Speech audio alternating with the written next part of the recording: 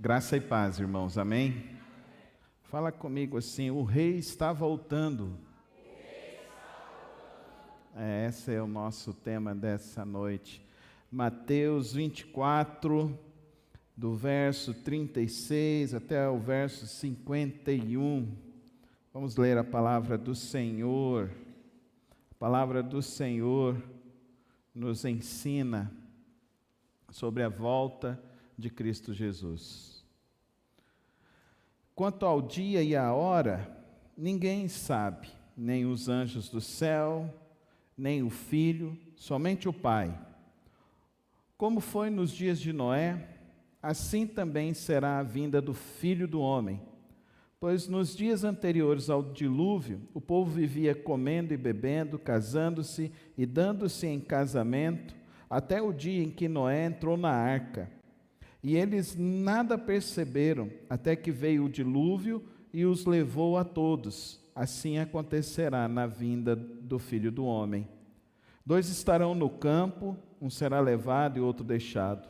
2 mulheres estarão trabalhando no moinho, uma será levada e a outra deixada. Portanto, vigiem, porque vocês não sabem em que dia virá o Senhor. Mas entendam isso. Se o dono da casa soubesse a que hora da noite o ladrão viria, ele ficaria de guarda e não deixaria que a sua casa fosse arrombada. Assim, vocês também precisam estar preparados, porque o Filho do Homem virá numa hora em que vocês menos esperam. Quem é, pois, o servo fiel e sensato, a quem seu senhor encarrega dos de sua casa para lhe alimentar no tempo devido? Feliz o servo que o Senhor encontrar fazendo assim quando voltar. Garanto-lhes que ele o encarregará de todos os seus bens. Mas suponham que esse servo seja mau e diga a si mesmo: meu senhor está demorando, e então comece a bater em seus conservos e a comer e a beber com os beberrões. O Senhor daquele servo virá num dia em que ele não espera, e numa hora em que ele não sabe. Ele o punirá severamente e lhe dará lugar com os hipócritas, onde haverá choro e ranger de dentes. Senhor, abençoa a tua palavra aos nossos corações nesta noite. Que nesta noite, ó Deus, o Senhor venha trazer sobre nós a tua graça, a compreensão. E Pai, que eu anuncie somente o que tu queres, ó Deus. Eu sei, ó Deus, que é só o teu Espírito Santo que pode colocar a tua palavra em cada coração nesta hora. Por isso eu rogo, ó Deus, para que eu seja este canal do Senhor, para a edificação, fortalecimento e crescimento da fé de cada um que está aqui e de todos aqueles que ouvirão esta palavra, ó Pai, em outros momentos. Que o Senhor, ó Deus, use esta palavra para despertamento, para avivamento, para crescimento de nossas vidas. Em nome de Jesus que oramos. Amém, Senhor. Amém, queridos. Cristo está voltando. E se você ler o capítulo 14 todo, você compreenderá alguns sinais que nos mostram que Cristo está voltando. O primeiro deles é interessante. Eles vão nos dizer que haverá perseguição, verso 9. Então eles os entregarão para serem perseguidos e condenados à morte, e vocês serão odiados por todas as nações por minha causa. Então nós vemos uma das características, a perseguição. Nós recebemos a notícia que na Nigéria foram mortos mais de 200 cristãos dentro das igrejas. Igrejas queimando com cristãos vivos dentro das igrejas. Homens, mulheres e crianças sendo mortas. Sabemos da perseguição no Afeganistão, aonde grupos de mulheres estão sendo escravizadas para prostituição. Sabemos da perseguição em Coreia do Norte, China, perseguição, Venezuela, em diversos países ao redor do mundo. Nós vemos a perseguição acontecendo. Muitos ficarão escandalizados, trairão e odiarão uns aos outros. Outra característica: numerosos falsos profetas surgirão e enganarão a muitos. Queridos irmãos, eu fiquei espantado essa semana de uma pessoa falando essa semana que em abril Jesus Cristo voltará. E é um pregador famoso, um escritor famoso. Ele deu a data, 24 de abril, será a volta de Cristo Jesus. Nós estamos vendo aqui, novamente, falsos profetas, outra característica. Nós temos visto um grupo muito grande de pessoas se levantando contra os valores da palavra de Deus e indo contra a palavra de Deus. O líder de uma grande igreja ao redor do mundo está liberando os seus sacerdotes para fazer casamentos homossexuais. Falso profeta, sinal da volta de Cristo. Cristo está voltando. Outra característica, queridos irmãos: devido ao aumento da maldade, o amor de muitos esfriará. Nós temos visto isso, muitos crentes que outrora eram crentes fiéis, hoje não têm mais interesse na igreja, não têm mais interesse na evangelização, não têm mais interesse na casa do Senhor. E muitos querem colocar culpa na igreja, culpa em líderes, culpa nas pessoas. Soraya me mandou um texto essa semana, achei bem oportuno. E o texto dizia assim: o filho chegou e falou para o pai: pai, eu não quero mais ir na igreja, porque lá tem muitos que mentem, tem muitos que são hipócritas, tem muitos que não estão nem aí para a Bíblia. E o pai virou e falou assim: antes de você ir, você aceitaria um desafio? O filho, novo, adolescente, virou e falou assim: aceito. E o pai falou: enquanto estiver no culto, você estará andando no culto todo com um copo cheio de água. Mas tome cuidado para que a água não caia.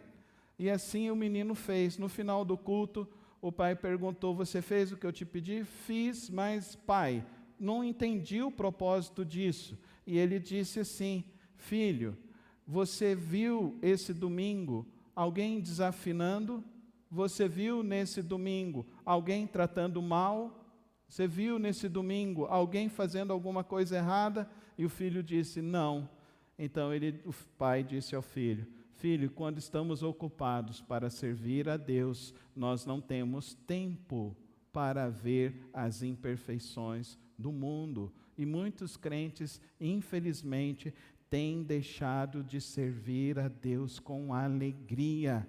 Nós temos escassez de mão de obra nessa igreja para evangelização, para cuidar de crianças. Agora um novo ministério surgindo, nós podemos ter esse espaço que está muito bem localizado, e o meu sonho é ter uma igreja que funcione 7 dias da semana, 24 horas por dia, que aqui não seja um espaço ocioso. Aqui pode ter escola para ensinar a sua profissão, aqui dentro desse espaço pode ser usado durante a semana.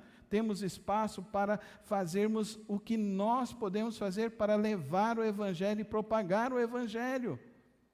Mas às vezes falta o encorajamento, o desafio, a compreensão do tempo que nós estamos vivendo. Igreja, é hora de nós acordarmos. Nós não podemos ser enveredados pelos falsos profetas, mas ao contrário, nós precisamos servir a Deus com alegria, servir ao Senhor todos os momentos de nossas vidas. Então ele diz no verso 42, portanto vigiem, porque vocês não sabem em que dia virá o seu Senhor. E qual a melhor forma de nós estarmos vigiando? Servindo na obra de Deus, agindo na obra do Senhor. Queridos irmãos, nós lemos o texto, o primeiro versículo diz: quanto ao dia e à hora, ninguém sabe, nem os anjos do céu, nem os filhos, somente o Pai. Então, querido irmão, se alguém marcar qualquer data da volta de Cristo, é anátema, é herege, está distante dos caminhos do Senhor. Não ouça, nem comente, nem participe com esse tipo de gente, porque isso está completamente contra a palavra de Deus. E nós temos outros sinais que nós estamos vendo também da volta de Cristo. Nós estamos vendo os rumores de guerra acontecendo, rumores de guerra no mundo antigo, rumores de guerra no Oriente, rumores de guerra na América do Sul, rumores de guerra.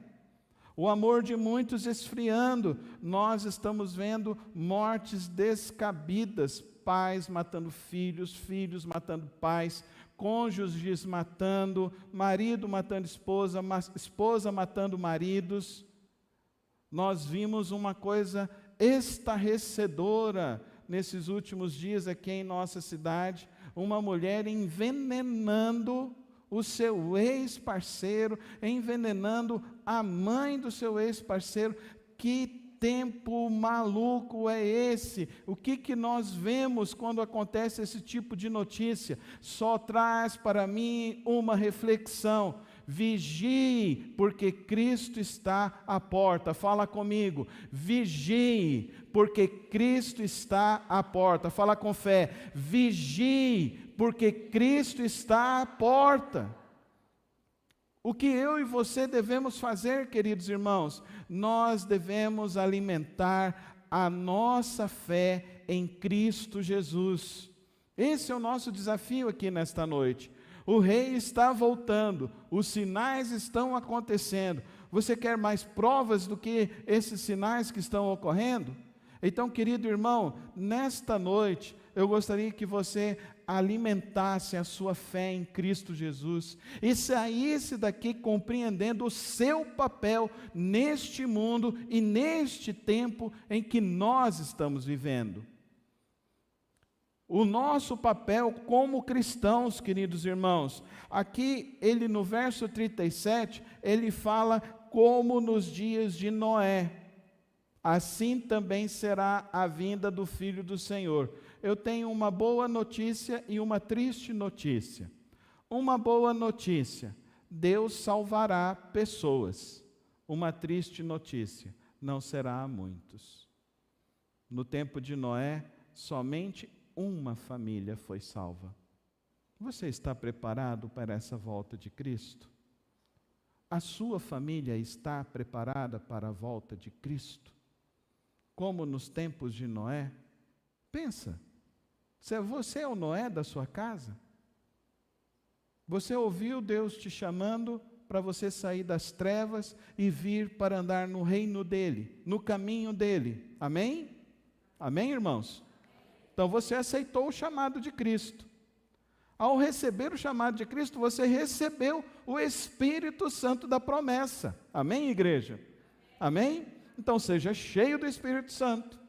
Ao receber o Espírito Santo de Deus, Deus então deu para você carismas, dons, para você fazer coisas no reino de Deus. E quantas coisas nós podemos fazer no reino de Deus? Então Deus te dá carismas, Ele te dá dons, mas Ele te deu também o dom, o fruto do Espírito, que é o caráter de Cristo em nós. Deixe esse caráter fluir em você, que você seja conhecido como uma pessoa cheia do Espírito Santo de Deus, cheia do amor, da paz, da alegria, cheia da pessoa, da bondade de Deus, da paciência, da mansidão, da longanimidade. Você não é aquela pessoa que é procrastinadora, que é desanimada. Não, você é longânimo, você tem um ânimo que não tem fim. Você é uma pessoa de domínio próprio, você não é uma pessoa destemperada, você não é uma pessoa que se desequilibra com notícias ruins, mas ao contrário, você é uma pessoa equilibrada, cheia do Espírito Santo de Deus. Você pode chegar a uma conclusão neste momento e falar assim: pastor, eu não estou vivendo assim. Como que eu faço para viver assim? A palavra de Deus nos diz, queridos irmãos, o que Noé fazia em sua vida? Noé procurava o Senhor diariamente. O que eu tenho visto? Que os crentes têm deixado de ter vida devocional verdadeira com Deus. Vida devocional verdadeira significa tempo para ler e meditar na palavra, tempo para orar, levar os pedidos diante do Senhor, tempo para meditar nesta palavra do Senhor. Pense comigo, queridos irmãos, o Senhor Jesus jejuou, sim ou não? Ele jejuou ou não? A igreja primitiva jejuou ou não? Você jejua? Uma boa oportunidade, estamos iniciando o ano, de você então deixar um dia da sua semana para jejuar. Mas não me vem com esse negócio, pastor, eu vou jejuar de Coca-Cola. Coca-Cola você já tinha que ter riscado da sua vida há muito tempo. Coca-Cola é pior que cocaína. Incrível, né? Porque a morte é mais lenta. Dá para você entender o que eu estou querendo te dizer? Que nós precisamos ter atitudes diferentes. O jejum de Jesus, ele ficou só com a água. Você já jejuou assim, irmão? Ficou só com a água. O jejum de Daniel, lá com seus amigos, ele ficou com água e salada. Não teve picanha,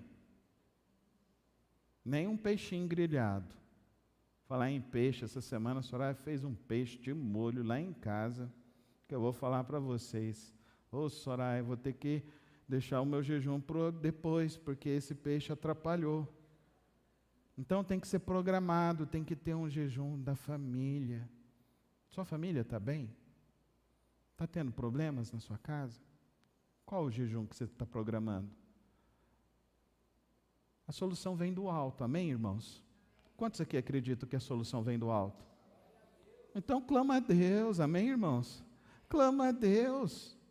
Clama a Deus, jejua realmente, tira um dia para você ficar só com a água. Não dou conta, pastor, eu sou diabético, tenho dificuldade, não sei o quê. Você confia em Deus ou não, irmãos? Os nossos irmãos lá do passado chegaram na frente do mar, lá não tinha. E agora, Moisés, você trouxe gente para morrer aqui? E Moisés falou, vamos embora, vamos passar, porque vai passar o mar. Ah, queridos irmãos, nós precisamos aprender a desenvolver a nossa fé, e começa dentro de casa, e começa com decisões pessoais, e começa com as suas escolhas. Se você entende que é a volta de Cristo, então vamos praticar realmente uma busca mais intensa e verdadeira com o Senhor. Vamos buscar como o Senhor Jesus Cristo buscou, vamos buscar como a igreja primitiva buscou. E eu fazendo os meus estudos dentro da história dos batistas, queridos irmãos, o William Carey, quando ele decidiu que iria para missões, a primeira coisa que ele fez foi jejuar. Foi jejuar. Dá para você entender que jejum não é uma opção para mim e para você. O jejum precisa ser algo que nós escolhemos e determinamos em viver isso. Começa com o café da manhã, faz então um jejum. E é tão interessante esse negócio do jejum, que um dia desse eu estava vendo um médico, e os médicos estão recomendando jejum intermitente. Quantos aqui já ouviram falar desse negócio? Jejum intermitente, já ouviram? Diz que melhora a diabetes. Vocês viram esse negócio? Diz que até melhora a diabetes, faz diminuir a diabetes da pessoa. Olha que interessante. Até a medicina está comprovando que a prática do jejum nos faz bem para o corpo, faz bem para a sua alma e principalmente faz bem para o seu relacionamento com Deus. Pratica isso. Começa essa semana. Separa um dia. Talvez você vai começar com o café da manhã. Você vai tirar o café da manhã. Não vai comer lá os seus ovos mexidos, não vai comer o seu pãozinho, não vai comer o seu sanduíche, não vai comer a sua salada de frutas. Você vai se consagrar a Deus e você vai colocar a sua vida diante do Senhor, a sua família diante do Senhor. Quantos acreditam que a oração produz efeito em sua vida? Quantos aqui acreditam nisso? Vocês acham que o jejum não vai produzir maiores efeitos ainda, queridos irmãos? E olha que eu estou dizendo, estimulando os irmãos à prática do jejum, não é para você obter uma bênção a mais. Não é isso, não é barganhar com Deus. Eu estou dizendo para você de um hábito que grandes homens da história da igreja e da palavra de Deus praticaram. Eles jejuaram. Queridos irmãos, se você olhar todos os escritos do apóstolo Paulo, ele fala da prática do jejum. E eu acho isso fantástico, porque nós que estamos vendo sinais da volta de Cristo, o que muitos crentes estão fazendo? Está vendo um problema, um sinal, fica desesperado. Ai, meu Deus do céu. Ai, olha o governo. Ai, olha só a decisão do fulano de tal. Ah, olha só o que o outro está fazendo. Irmão, você não está aqui para ver a banda passar na sua frente, não. Você está aqui para ser um agente de transformação neste mundo. Amém, irmãos? Você está aqui para ser um filho de Deus, um discípulo autêntico de Cristo Jesus, e você tem os recursos espirituais para fazer a diferença, primeiro na sua vida, na sua família e nas pessoas que estão ao seu redor. E isso que vai fazer a diferença, e é isso que vai fazer a mudança. O texto continua nos dizendo, queridos irmãos, que vai existir 2 tipos de pessoas. Vocês lembram bem dessa narrativa que nós lemos aqui? Nós vimos aqui que o texto está nos dizendo que vai haver o servo fiel, e o servo fiel ele está fazendo o quê? Ele está encarregado de cuidar das coisas do seu Senhor.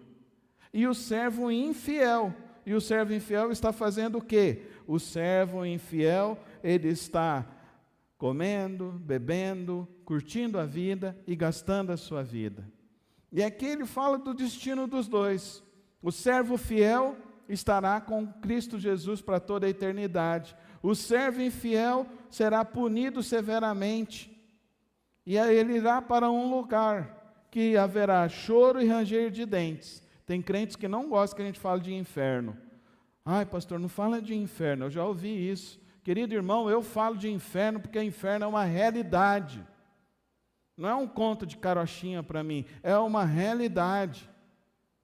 E é tão interessante que nós vemos esses últimos filmes que são famosos de bilheteria, que eles mostram para nós a realidade do inferno. É interessante que até os incrédulos lá de Hollywood, os progressistas lá de Hollywood, eles sabem que haverá Hades, que haverá inferno, e tem crente que não gosta que seja falada a palavra inferno dentro da igreja, e a igreja está aqui para alertar que existe uma saída deste caminho, e a saída deste caminho é Jesus Cristo. É Jesus Cristo, colocarmos nossas vidas em Cristo Jesus. Por isso, queridos irmãos, nesta noite que nós estamos estudando, que Ele voltará, que Ele está voltando, que nós já vimos, os sinais estão acontecendo, e que nós estamos vendo, à luz da palavra de Deus, os caminhos que nós podemos tomar para ter uma vida que de fato redunde no caminho com Cristo Jesus. Eu e você precisamos tomar algumas decisões nesta noite. A primeira decisão que eu gostaria que você tomasse, querido irmão, é que você tenha vigilância constante. Fala junto comigo, vigilância constante. Vigilância constante. Mateus 24, 42, portanto, vigiem, porque vocês não sabem em que dia virá o seu Senhor. Ore mais, jejue, leia mais a palavra, busque mais a palavra de Deus. Não dê espaço a Satanás na sua vida. Não dê espaço às coisas do inferno na sua casa. Leia a Bíblia, ore mais, busque mais a Deus. Outra atitude que nós precisamos ter, queridos irmãos, resistência. Fala comigo, resistência. O verso 24 nos diz assim: muitos serão desencaminhados, se possível até os escolhidos, mas nós, como povo de Deus, nós vamos resistir na palavra de Deus. Amém, irmãos? Quantos aqui fazem esse compromisso com Cristo Jesus? Diz assim: eu vou resistir na palavra de Deus. Não negocie a palavra de Deus, não negocie os ensinos de Deus, não negocie a salvação em Cristo, não negocie essa palavra. Resista às tentações, resista às heresias, resista a tudo que está sendo colocado neste mundo. Resista a tudo aquilo que está tentando destruir a tua casa, destruir a sua família. Aprenda a orar, a jejuar, a confiar em Deus e saber que do Senhor é que vem o nosso socorro, do Senhor que vem a nossa força, do Senhor que vem a solução para as nossas vidas. A terceira atitude que o texto nos diz, queridos irmãos, é que nós precisamos perseverar na tribulação. Veja o verso 13, o que ele nos diz: mas aquele que perseverar até o fim será salvo. Perseverar, fala junto comigo, perseverar até o fim, perseverar até o fim. Como eu e você precisamos aprender isso, principalmente que estamos começando um ano, que no final desse ano de 2024, você tenha lido a Bíblia toda, amém, igreja? Que você tenha ganho uma alma para Cristo Jesus, amém, igreja? Que você tenha discipulado alguém nesse ano de 2024, que você possa acudir as vidas que precisam de uma oração, de um cuidado, de um abraço, de um derramar de Deus na sua vida. Perseverar na tribulação. Não fica preocupado com os teus problemas, porque o Senhor cuida. O Senhor cuida. O Senhor cuida da sua vida. A palavra de Deus fala uma expressão tão magnífica: Ele cuida de nós como a menina dos nossos olhos. Olha que coisa maravilhosa, como Deus cuida. Deus está cuidando. Para de ficar ansioso, para de ficar sofrendo, para de ficar preocupado, porque Deus está cuidando. Aos seus Ele dá enquanto dorme. Receba essa palavra nessa noite em nome de Jesus. Aos seus Ele dá enquanto dorme. Por último, queridos irmãos, tenha prontidão, porque esse dia está chegando, amém? O verso 44, olha que texto lindo. Assim, vocês também precisam estar preparados, porque o Filho do Homem virá numa hora em que vocês menos esperam. Feche os teus olhos agora e ora agora: Senhor, eu quero estar preparado. Eu quero estar preparado. Esteja preparado, querido irmão. Esteja preparado para dar razão à sua fé. Esteja preparado para mostrar o amor de Cristo. Esteja preparado para mostrar quão maravilhoso é Cristo Jesus. O dia que eu conheci a Cristo, Ele mudou o meu viver. O dia que eu conheci a Cristo, Ele mudou e transformou a minha história. Então nada há de mais precioso neste mundo do que conhecer a Cristo Jesus. Ele é o nosso ouro, Ele é a nossa prata, Ele é o nosso tesouro, Ele é a nossa esperança, Ele é a nossa força, Ele é a nossa graça. Então coloca a sua vida e confia que hoje você possa conhecer de fato Cristo Jesus, conhecer a palavra dEle e se lembrar nessa noite: o Rei está voltando, eu vou me encontrar com Cristo Jesus, eu verei face a face e Ele me verá, e eu verei e eu adorarei para todo sempre. Quando Cristo entra em nossas vidas, e a resposta desta noite para mim, mais inequívoca para o nosso viver, é que quando Jesus Cristo entra em nós, Ele muda o nosso viver, Ele muda a nossa vida, Ele muda a nossa caminhada.